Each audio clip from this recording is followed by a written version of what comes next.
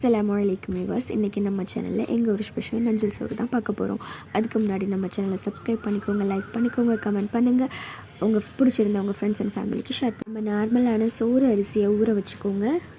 தக்காளி, வெங்காயம், கருவேப்பிலை, மல்லி இலை, அப்புறம் கிராம்பு, பட்டை, ஏலக்காய், பிரியாணி இலை, கட்டி தேங்காய் பால், தண்ணி தேங்காய் பால், நான் குட்டி சீரகத்தையும் பெருஞ்சீரகத்தையும் அரைச்சி எடுத்துருக்கிற பொடி, மஞ்சள் தூள், உப்பு, ஆயில்.